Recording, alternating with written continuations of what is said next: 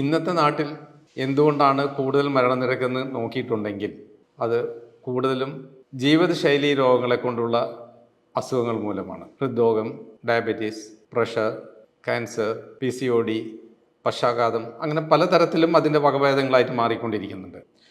ഇതിൻ്റെ ഇടയിൽ അവർ കൃത്യമായിട്ട് ഈ ഡയറ്റ് ഫോളോ ചെയ്യുന്നുണ്ടോ എന്നുള്ളത് നാം ഹോസ്പിറ്റലിൽ നിന്ന് അവരെ ഫോളോ അപ്പ് ചെയ്യുകയും എല്ലാ ഇടവിട്ട ഇടവേളകളിൽ നാം അവരെ വിളിച്ച് അന്വേഷിക്കുകയും ചെയ്യുന്നുണ്ട്.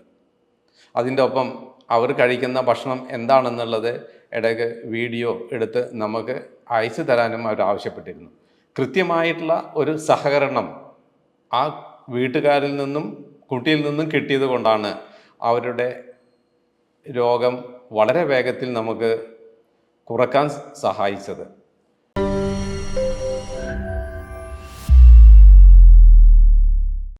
നമസ്കാരം, ഞാൻ doctor Shamsuddin, executive director മെഹ്റാസ് hospital, Kozhikode. 18ാം നൂറ്റാണ്ടിൽ ഏറ്റവും കൂടുതൽ മരണനിരക്ക് സംഭവിച്ചുകൊണ്ടിരുന്നത് പോവർട്ടി മൂലമായിരുന്നു. പക്ഷേ ഇന്നത്തെ നാട്ടിൽ എന്തുകൊണ്ടാണ് കൂടുതൽ മരണനിരക്കെന്ന് നോക്കിയിട്ടുണ്ടെങ്കിൽ അത് കൂടുതലും ജീവിതശൈലി രോഗങ്ങളെ കൊണ്ടുള്ള അസുഖങ്ങൾ മൂലമാണ്. ഹൃദ്രോഗം, ഡയബറ്റീസ്, പ്രഷർ, ക്യാൻസർ, PCOD, പക്ഷാഘാതം, അങ്ങനെ പലതരത്തിലും അതിൻ്റെ വകഭേദങ്ങളായിട്ട് മാറിക്കൊണ്ടിരിക്കുന്നുണ്ട്. അപ്പോൾ അതിന് സിമ്പിൾ കാരണം എന്ന് പറഞ്ഞിട്ടുണ്ടെങ്കിൽ ഒബീസിറ്റി അല്ലെങ്കിൽ പൊണ്ണത്തടിയിൽ നിന്നാണ് അത് സംഭവിക്കുന്നത്. ഈ കാലഘട്ടത്തിലെ കാര്യങ്ങൾ നോക്കുകയാണെങ്കിൽ, മരണനിരക്കും മോർബിഡിറ്റിയും നോക്കുകയാണെങ്കിൽ ഏറ്റവും കൂടുതൽ ലൈഫ് സ്റ്റൈൽ ഡിസീസ് കൊണ്ടുള്ള പ്രശ്നങ്ങളെ കൊണ്ടാണ് നടക്കുന്നത്. പണ്ട് പോവർട്ടി ഇരുന്നെങ്കിൽ ഇന്നത്തെ കാലഘട്ടത്തിൽ കൂടുതൽ അസുഖങ്ങൾ വരുന്നതും ലൈഫ് സ്റ്റൈൽ ഡിസീസ് മൂലമാണ്. പണ്ട് പോവർട്ടി ആയിരുന്നെങ്കിൽ ഇന്ന് ഓവർ ഈറ്റിംഗ് ആണ്. ഓവർ ഈറ്റിംഗ് മൂലം നമ്മുടെ അമിതവർണ്ണം, ഒബീസിറ്റി, അതിൽ പല അസുഖങ്ങളിലേക്കും ഒബീസിറ്റി നയിക്കുന്നു. Diabetes, hypertension, PCOD, cancer, cardiovascular disease, പക്ഷാഘാതം, അങ്ങനെ പല തരത്തിലുള്ള അസുഖങ്ങളും അതിൽ സംഭവിച്ചുകൊണ്ടിരിക്കുന്നുണ്ട്. ഇതിൻ്റെ പ്രധാന കാരണം അമിതമായിട്ടുള്ള ഭക്ഷണ രീതിയോ അല്ലെങ്കിൽ എക്സസൈസ് കുറഞ്ഞതോ, ഇൻസുലിൻ ലെവൽ കൂടി ഇൻസുലിൻ റെസിസ്റ്റൻ്റ് ആയതുമൂലം ഉണ്ടാവുന്ന അമിതവണ്ണമാണ്. ഈ കാലഘട്ടത്തിൽ ഏറ്റവും കൂടുതൽ അസുഖങ്ങൾ വരുന്നത് ജീവിതശൈലി രോഗങ്ങൾ കൊണ്ടാണ്. പണ്ട് പോവർട്ടി ആയിരുന്നെങ്കിൽ ഇന്ന് കൂടുതൽ ഭക്ഷണം കഴിക്കുന്ന ഒരു സ്ഥിതി വന്നതുകൊണ്ടാണ് ഇങ്ങനെ വന്നത്. അപ്പോൾ കൂടുതൽ ഭക്ഷണം കഴിക്കുന്നത് ഇനാക്റ്റീവ് ആവുന്നു. അതുകൊണ്ട് നമ്മുടെ കാലറി ശരീരത്തിൽ കൂടുന്നു. അത് വേണ്ട രീതിയിൽ അത് ഉപയോഗിക്കാതെ ഉണ്ടാകുമ്പോഴാണ് നമുക്ക് അമിത വണ്ണം വരുന്നത്. അമിത വണ്ണത്തിനുള്ള പ്രധാന കാരണങ്ങളൊന്ന് നമ്മളുടെ ഇൻസുലിൻ ലെവൽ ശരീരത്തിൽ കൂടുന്നതാണ്. ഒബീസിറ്റി റിലേറ്റ് ചെയ്തിട്ടുള്ള ഇപ്പോഴത്തെ മരണനിരക്ക് നോക്കുകയാണെങ്കിൽ അത് ഒബീസിറ്റി പല കാര്യങ്ങളിലേക്കും ഡിസീസിനെ നയിക്കുന്നുണ്ട്. ഇൻസുലിൻ ലെവൽ കൂടി പ്രമേഹമാവുകയും അതിൻ്റെ ഫലമായി hypertension, cholesterol, heart attack, PCOD, cancer, പക്ഷാഘാതം, അങ്ങനെ പല അസുഖങ്ങളും അതുമൂലം സംഭവിക്കുന്നു. 18ാം 19ാം നൂറ്റാണ്ടുകളിൽ നമ്മുടെ നാട്ടിലുണ്ടായിരുന്ന മരണങ്ങൾ എന്തുകൊണ്ടായിരുന്നു എന്ന് നമുക്കൊന്ന് ആലോചിക്കാം. എന്തുകൊണ്ടായിരുന്നു? അത് കൂടുതലും പട്ടിണി മൂലമായിരുന്നു. അന്ന് നമുക്ക് സാമ്പത്തിക സ്ഥിതി മോശവും ഭക്ഷണം കുറവും മൂലം പല അസുഖങ്ങളും ദാരിദ്ര്യം മൂലമുണ്ടായിരുന്നു. പക്ഷേ ഇന്നത്തെ സ്ഥിതിയോ, നാം എല്ലാം കൂടുതൽ ഭക്ഷണം കഴിച്ചുകൊണ്ടിരിക്കുന്ന ഒരു കാലഘട്ടത്തിലാണ് ഇപ്പോൾ ജീവിച്ചുകൊണ്ടിരിക്കുന്നത്. അതുകൊണ്ട് നമ്മുടെ ജീവിതശൈലിയിൽ ഉണ്ടാകുന്ന പല മാറ്റങ്ങളെ കൊണ്ടാണ് ഇന്ന് പല അസുഖങ്ങളും നമുക്ക് സംഭവിക്കുന്നത്. ഉദാഹരണമായിട്ട് പറഞ്ഞിട്ടുണ്ടെങ്കിൽ ഏറ്റവും കൂടുതൽ നമുക്കുണ്ടാവുന്നത് അമിത ഭക്ഷണം മൂലമുണ്ടാവുന്നത് ഒബീസിറ്റിയാണ്. ഒബീസിറ്റിയാണ് ഇവിടുത്തെ പ്രധാന വില്ലൻ. ആ ഒബീസിറ്റി മൂലമാണ് നമുക്ക് പല അസുഖങ്ങളും വരുന്നത്. ഇൻസുലിൻ റെസിസ്റ്റൻസ് വന്ന് ഡയബറ്റീസ് വരുന്നു. ഡയബറ്റീസിൻ്റെ കോംപ്ലിക്കേഷൻ പലതരത്തിൽ വരുന്നു. ഒപ്പം hyper tension, cholesterol, cardiac disease, PCOD, hemiplegia മുതൽ പല അസുഖങ്ങളും അതിലേക്ക് വരുന്നുണ്ട്. അതിൻ്റെ എല്ലാം പ്രധാന റീസൺ എന്ന് പറയുന്നത് നമ്മുടെ ക്രമമില്ലാത്ത ഇല്ലെങ്കിൽ അന്യായമായ ഭക്ഷണ രീതിയാണ്. ഇന്ത്യ ഇന്ന് അറിയപ്പെടുന്നത് ഡയസിറ്റി എന്നുകൊണ്ടാണ്. ഡയബറ്റിക് ആൻഡ് ഒബീസിറ്റിയുടെ ഇൻസിഡൻസ് വളരെയധികം കൂടുന്നതുകൊണ്ടാണ് അങ്ങനെ പറയുന്നത്. കുട്ടികളിൽ ഉണ്ടാവുന്ന ഒബീസിറ്റിയുടെ പ്രധാന കാരണങ്ങളാണ് ഇന്നിവിടെ നാം ചർച്ച ചെയ്യപ്പെടാൻ ഉദ്ദേശിക്കുന്നത്. കുട്ടികളിൽ ഈ അടുത്ത കാലത്ത് ഭക്ഷണ രീതി മാറുന്നത് മൂലം അവരുടെ ഒബീസിറ്റി കൂടിക്കൊണ്ടിരിക്കുകയാണ്. മാൽന്യൂട്രീഷൻ ആയിരുന്നു ഏറ്റവും കൂടുതൽ കണ്ടുകൊണ്ടിരുന്നത് ഞാൻ പ്രാക്ടീസ് ചെയ്യുന്ന ആദ്യ കാലഘട്ടങ്ങളിൽ, വർഷങ്ങൾക്ക് മുമ്പ്. പക്ഷേ ഇന്ന് മാൽന്യൂട്രീഷൻ എവിടെയും കാണുന്നില്ല, പകരം ഒബീസിറ്റിയാണ് കാണുന്നത്. ഒബീസിറ്റിയുടെ കാരണങ്ങൾ ഇന്നത്തെ ജീവിതശൈലി കൊണ്ട് ഉണ്ടായതാണ്. ഭക്ഷണ രീതിയിൽ വന്ന മാറ്റങ്ങൾ, ഇല്ലെങ്കിൽ സുലഭമായ ഭക്ഷണം കിട്ടുന്ന അവസ്ഥയാണ് അതിലേക്ക് എത്തിച്ചത്. എല്ലാവരും ഇന്ന് ഫാസ്റ്റ് ഫുഡിനും ജങ്ക് ഫുഡിനും കാർബണേറ്റഡ് കോള ഡ്രിങ്ക്സും കൂടുതൽ കാലറി ഉള്ള ബർഗർ, ചിപ്സ്, മിക്സർ എന്നിവയിലൂടെ ആണ് കൂടുതൽ ഭക്ഷിച്ചുകൊണ്ടിരിക്കുന്നത്. കുട്ടികളുടെ ഒബീസിറ്റിയുടെ പ്രധാന കാരണം അവരിലുണ്ടാവുന്ന ഹൈ ഇൻസുലിനാണ്. ഇൻസുലിൻ കൂടിക്കഴിഞ്ഞിട്ടുണ്ടെങ്കിൽ ഇൻസുലിൻ റെസിസ്റ്റൻസ് എന്ന ഒരു അവസ്ഥയിലേക്ക് എത്തുന്നു. അത് കൂടുതൽ ഒബീസിറ്റിയിലേക്ക് എത്തിക്കൊണ്ടിരിക്കുന്നു. 2 ആഴ്ച മുമ്പ് എൻ്റെ ക്ലിനിക്കിൽ ഹോസ്പിറ്റലിൽ ഒരു കുട്ടി വന്നു. ഒരു +2 പഠിക്കുന്ന കുട്ടിയാണ്. അമിതവണ്ണം എന്ന് പറഞ്ഞാണ് വന്നത്. എക്സാമിൻ ചെയ്ത് നോക്കിയപ്പോൾ എൻ്റെ ബ്ലഡ് പ്രഷർ ഹൈ ആയിരുന്നു. ആ ഏജിനേക്കാൾ കൂടുതലായിട്ടുള്ള ബ്ലഡ് പ്രഷർ കണ്ടപ്പോൾ എന്തുകൊണ്ടാണ് പ്രഷർ കൂടി നിൽക്കുന്നത് എന്നതിലേക്കാണ് പിന്നെ സംശയം പോയത്. അപ്പോൾ ഇൻവെസ്റ്റിഗേഷൻ ചെയ്ത് നോക്കുന്ന സമയത്ത് ക്രിയാറ്റിൻ ലെവൽ നോർമലാണ്, ലിവർ ഫങ്ഷൻ നോർമലാണ്, ഫാസ്റ്റിംഗ് ഷുഗർ ഓൾമോസ്റ്റ് നോർമലാണ്. ഫാസ്റ്റിംഗ് ഇൻസുലിൻ ചെക്ക് ചെയ്തപ്പോൾ ഞാൻ ഞെട്ടിപ്പോയി. കാരണം ആ ഏജിൽ പ്രതീക്ഷിക്കാത്ത ഒരു ലെവലാണ് കിട്ടിയത്. ഫാസ്റ്റിംഗ് ഇൻസുലിൻ 45 ആണ് ലെവൽ കിട്ടിയത്. HbA1c 6.04, അതും പ്രീ ഡയബറ്റിക് റേഞ്ചിൽ നിൽക്കുന്നു. ഇതിൽ കിട്ടിയത് കൊണ്ട് മനസ്സിലായി ഇതിൻ്റെ പ്രധാന കാരണം ഇൻസുലിൻ റെസിസ്റ്റൻറ്റ് എന്നുള്ളതാണെന്ന്. അപ്പോൾ അത് എസ്റ്റാബ്ലിഷ് ചെയ്യാൻ വേണ്ടി ഹോമോ IR എന്നുള്ള ഒരു മെക്കാനിസത്തിലൂടെ അത് ഡിറൈവ് ചെയ്തെടുത്തപ്പോൾ അത് പ്രീ ഡയബറ്റിക് ഇൻസുലിൻ റെസിസ്റ്റൻറ്റ് എന്നുള്ള അവസ്ഥയിലാണ് കാണിക്കുന്നത്.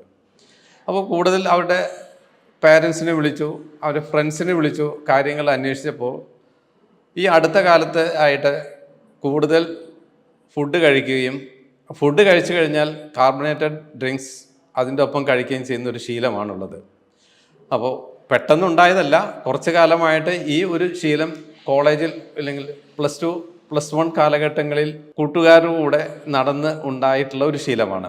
ആ ശീലത്തിൻ്റെ ഒരു ഭാഗമായിട്ടാണ് അവരുടെ ഹിസ്റ്ററിയുടെ ഭാഗമായി പാരൻസിനെ വിളിച്ച് കാര്യങ്ങളെല്ലാം അനലൈസ് ചെയ്യുന്ന സമയത്താണ് അവരുടെ ഫുഡ് ഹാബിറ്റിനെ കുറിച്ച് മനസ്സിലാക്കിയത്. ക്ലാസ്സിൽ പോകുമ്പോൾ പുറത്തുനിന്ന് ഭക്ഷണം കഴിക്കുകയും വീട്ടിൽ വന്നു കഴിഞ്ഞിട്ടുണ്ടെങ്കിൽ വീടിനോട് ചേർന്നിട്ടുള്ള ഒരു സൂപ്പർ മാർക്കറ്റിൽ പോയി അവിടെ നിന്ന് വാങ്ങി നേരെ റൂമിൽ പോയി കഴിക്കുന്നൊരു ശീലമാണുള്ളത്. അത് എന്താണെന്ന് വീട്ടുകാർക്ക് കൃത്യമായിട്ട് അറിയില്ല, എങ്കിലും പിന്നീട് മനസ്സിലാക്കി അത് ലേസ്, മിക്സർ, ബർഗർ, കോള എന്നിവയായിരുന്നു. ഇത് വീട്ടിൽ നിന്ന് കഴിക്കുന്നത്. വീട്ടിൽ നിന്നുള്ള ഭക്ഷണത്തേക്കാൾ കൂടുതൽ പുറത്തുനിന്ന് ഭക്ഷണം വാങ്ങിക്കഴിക്കുന്ന ഒരു ശീലമാണ് ഈ അടുത്ത കാലത്ത് അനുവർത്തിച്ചു കൊണ്ടിരുന്നത്. സ്കൂളിലാണെങ്കിൽ ഫ്രണ്ട്സിനോട് കൂടെ നിന്ന് കഴിക്കുന്ന ഫുഡ്സ് എന്താണെന്ന് വീട്ടുകാർക്ക് കൃത്യം അറിയില്ല. അതുകൊണ്ട് അവർ ഫ്രണ്ട്സിനെ വിളിച്ച് കാര്യങ്ങൾ ചോദിച്ചു. ഫ്രണ്ട്സിനോട് ചോദിച്ചപ്പോൾ ആണ് അവർ പല ഭക്ഷണങ്ങളും രുചിക്കാൻ വേണ്ടി ഹോട്ടലുകൾ മാറി മാറി കഴിക്കുകയും കഴിച്ചതിൻ്റെ ഒപ്പം തന്നെ വീണ്ടും കഴിക്കുകയും ചെയ്യുന്ന ഒരു ശീലമാണ് കുറച്ച് കാലമായിട്ട് നടന്നുകൊണ്ടിരിക്കുന്നത്. ഇതിൽ നിന്നൊരു കാര്യം മനസ്സിലായി, ഭക്ഷണ രീതിയാണ് ഇതിലേക്ക് നയിച്ചതെന്ന്. കൃത്യമായി പറഞ്ഞാൽ ഒരു ഡീസൽ വണ്ടിയിൽ പെട്രോൾ ഒഴിച്ചു കഴിഞ്ഞാൽ എന്ത് സംഭവിക്കും, അതുപോലെ തന്നെയാണ് ഇവിടെയും സംഭവിച്ചിരിക്കുന്നത്. നാം കഴിക്കുന്ന ഭക്ഷണമെല്ലാം ചെല്ലുന്നത് നമ്മുടെ വയറ്റിലേക്കാണ്. അതെല്ലാം അവിടെ കിടന്ന് ദഹിച്ചു കഴിഞ്ഞാൽ മാത്രമേ നമുക്കത് ഉപയോഗിക്കാനുള്ള പറ്റൂ.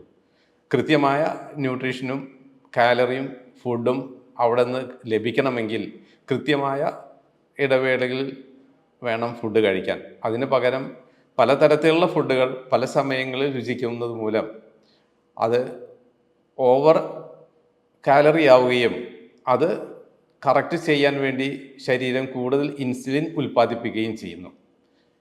ഈ ഇൻസുലിനാണ് കൂടുതൽ പ്രശ്നങ്ങളിലേക്ക് പോകുന്നത്. ഇൻസുലിൻ കൂടുതൽ ഉൽപ്പാദിപ്പിക്കും തോറും അത് അബ്സോർബ് ചെയ്യാൻ പറ്റാത്ത അവസ്ഥയെത്തുമ്പോൾ നമുക്ക് ഇൻസുലിൻ റെസിസ്റ്റൻസ് എന്നുള്ള ഒരു മെക്കാനിസത്തിലേക്ക് എത്തുന്നു.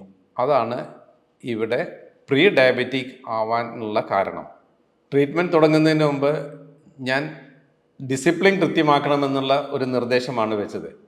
കൃത്യമായിട്ടുള്ള പറയുന്ന കാര്യങ്ങൾ കൃത്യത്തോടെ അനുഷ്ഠിക്കാൻ പറ്റുന്നുണ്ടെങ്കിൽ മാത്രമേ ഈ ഒരു ട്രീറ്റ്മെൻറ്റിലേക്ക് പോകാൻ പറ്റൂ എന്നുള്ളതിനാലാണ് അത്തരത്തിൽ പറഞ്ഞത്. അവരുടെ ഡയറ്റിലാണ് ഞാൻ ആദ്യം കൺട്രോൾ ചെയ്യുന്നത്. മെഡിസിൻ കാര്യമായി ഒന്നും കൊടുത്തില്ല. പകരം അവരുടെ ഡയറ്റ് മോഡിഫിക്കേഷൻ ആവശ്യപ്പെട്ടു. ഡയറ്റ് കറക്ഷൻ്റെ ഭാഗമായി breakfast 2 egg, vegetables, soup, cooked vegetables. ഞാൻ ഭക്ഷണം കുറക്കാനല്ല പ്രധാനമായും ചെയ്തത്, ഭക്ഷണ രീതിയിൽ കറക്ഷൻ നടത്തുന്നതാണ്. പട്ടിണിക്കിട്ടല്ല ട്രീറ്റ്മെൻറ്റ് തുടങ്ങുന്നത്, പക്ഷേ കാലറി റെസ്ട്രിക്ഷൻ വന്നു. പ്രോട്ടീൻ കൂട്ടി കാർബ് കുറച്ചു എന്നാണ് പ്രധാനമായും ചെയ്തത്. പ്രഭാത ഭക്ഷണത്തിൽ 2 എഗ്ഗും വെജിറ്റബിൾസ്, പ്രീബയോട്ടിക് വാട്ടറും കൊടുത്തു. മറ്റുള്ള സമയങ്ങളിൽ ലഞ്ചും ഡിന്നറിലും കാർബ് പാർട്ട് വളരെയധികം കുറച്ചു. ഇത് കൃത്യമായിട്ട് ഫോളോ ചെയ്യണമെന്നുള്ള അഡ്വൈസും കൊടുത്തു. പ്രീബയോട്ടിക് കൊടുക്കുന്ന സമയത്ത് അത് നമ്മുടെ സാറ്റിറ്റി സെൻറ്ററിനെ കുറയ്ക്കുകയും തന്മൂലം നമുക്ക് ഭക്ഷണം കഴിക്കാനുള്ള ആർത്തി കുറയുകയും ചെയ്യും. നമ്മുടെ മിഹ്റാസ് ഹോസ്പിറ്റൽ നാം ഇത്തരത്തിലുള്ള ഒരു ഡയറ്റീഷ്യൻ്റെ നിർദ്ദേശാനുസരണം നമ്മൾ ചെയ്തു വരുന്നുണ്ട്. ഇവിടെ പട്ടിണി ഇടലല്ല, മറിച്ച് ആവശ്യമായ കാലറിയും ന്യൂട്രീഷനും എത്തുന്ന തരത്തിലുള്ള ഒരു പ്രോട്ടോക്കോളാണ് നമ്മുടെ സംവിധാനം ചെയ്യുന്നത്. ഈ കുട്ടിയുടെ ഫോളോ അപ്പിൽ ആഫ്റ്റർ 2 വീക്സ് നാം വീണ്ടും നോക്കുന്ന സമയത്ത് അതിൻ്റെ 4 കിലോ വെയിറ്റ് കുറയുകയും അതിൻ്റെ BP മരുന്നില്ലാതെ തന്നെ നോർമലിലേക്ക് എത്തുകയും ചെയ്തു. ഇതിൻ്റെ ഇടയിൽ അവർ കൃത്യമായിട്ട് ഈ ഡയറ്റ് ഫോളോ ചെയ്യുന്നുണ്ടോ എന്നുള്ളത് നാം ഹോസ്പിറ്റലിൽ നിന്ന് അവരെ ഫോളോ അപ്പ് ചെയ്യുകയും എല്ലാ ഇടവേളകളിൽ നാം അവരെ വിളിച്ച് അന്വേഷിക്കുകയും ചെയ്യുന്നുണ്ട്. അതിൻ്റെ ഒപ്പം അവർ കഴിക്കുന്ന ഭക്ഷണം എന്താണെന്നുള്ളത് ഇടയ്ക്ക് വീഡിയോ എടുത്ത് നമുക്ക് അയച്ചു തരാനും അവർ ആവശ്യപ്പെട്ടിരുന്നു. കൃത്യമായിട്ടുള്ള ഒരു സഹകരണം ആ വീട്ടുകാരിൽ നിന്നും കുട്ടിയിൽ നിന്നും കിട്ടിയത് കൊണ്ടാണ് അവരുടെ രോഗം വളരെ വേഗത്തിൽ നമുക്ക് കുറക്കാൻ സഹായിച്ചത്. ഒരു 2 ആഴ്ചയും കഴിഞ്ഞിട്ട് വീണ്ടും നമ്മൾ അതിൻ്റെ ഇൻസുലിൻ ലെവൽ ഒന്നുകൂടെ ടെസ്റ്റ് ചെയ്യുന്നതാണ്. അത് ചെയ്തു കഴിഞ്ഞാൽ നമുക്ക് അറിയാൻ പറ്റും എത്രമാത്രം ഇൻസുലിൻ റെസിസ്റ്റൻസ് ലെവലിൽ നിന്ന് അത് കറക്ഷനായി എന്നുള്ളത്. അപ്പോൾ ജീവിതശൈലി രോഗങ്ങളിലെ ഏറ്റവും പ്രധാന വില്ലൻ ഇൻസുലിനാണ്. പക്ഷേ ഇൻസുലിൻ എന്ന് പറഞ്ഞാൽ പോലും, ഡയബറ്റിസ് എന്ന് പറഞ്ഞാൽ പോലും ആളുകൾക്ക് അതൊന്നും ഒരു പ്രശ്നമല്ല. ഡയബറ്റിസ് അല്ലേ, മരുന്ന് കഴിക്കാം. മരുന്ന് കൊണ്ടല്ല നമുക്ക് രോഗം നേരിടേണ്ടത്. ഇൻസുലിനൊപ്പം തന്നെ കുറയുന്നതിൻ്റെ ഒപ്പം തന്നെ രോഗമില്ലാത്ത അവസ്ഥയിലേക്ക് നമുക്ക് എത്തുകയും വേണം. ഇൻസുലിനാണ് ഇവിടെ പ്രധാന വില്ലൻ. ഇൻസുലിൻ ലെവൽ കുറക്കാൻ കാർബ് റെസ്ട്രിക്ഷനൊപ്പം തന്നെ നാം കുറച്ച് ഫിസിക്കൽ ആക്ടിവിറ്റി എക്സസൈസിൽ ഏർപ്പെടേണ്ടതാണ്. ഇനി എനിക്ക് പ്രധാനമായും പറയാനുള്ളത് പാരൻസിനോടാണ്. കുട്ടികളുടെ ശീലം നാം ഒരു പരിധിവരെ മാത്രമേ പിടിച്ചു നിർത്താൻ പറ്റുകയുള്ളൂ. അപ്പോൾ അവരെ നല്ല ശീലം പഠിപ്പിക്കാൻ നാം അവരെ പ്രോത്സാഹിപ്പിക്കുന്നത് വളരെ സ്നേഹത്തോടു കൂടെ വേണമെന്നുള്ളതാണ് എൻ്റെ പക്ഷം. എന്തുകൊണ്ടാണ് നല്ല ശീലം ഉൾക്കൊള്ളേണ്ടതെന്ന് കാര്യകാര്യ സഹിതം അവരെ പറഞ്ഞ് മനസ്സിലാക്കി കഴിഞ്ഞാൽ അവർക്ക് അതിലേക്ക് എത്താൻ എളുപ്പമായിരിക്കും.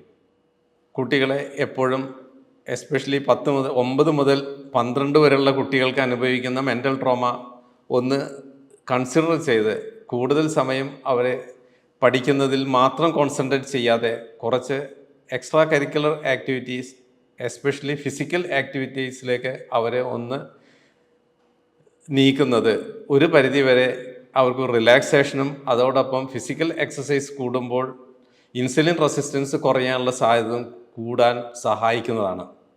പാരൻസിനോടുള്ള എൻ്റെ sincere advice, food is medicine എന്നുള്ള ആ കൺസെപ്റ്റ് ക്രിയേറ്റ് ചെയ്ത് കുട്ടികളുടെ ഫുഡ് എങ്ങനെ കൃത്യമായ രീതിയിൽ ഉപയോഗിക്കാമെന്നുള്ള ശീലം അവരിൽ ഏൽപ്പിക്കുകയാണ്.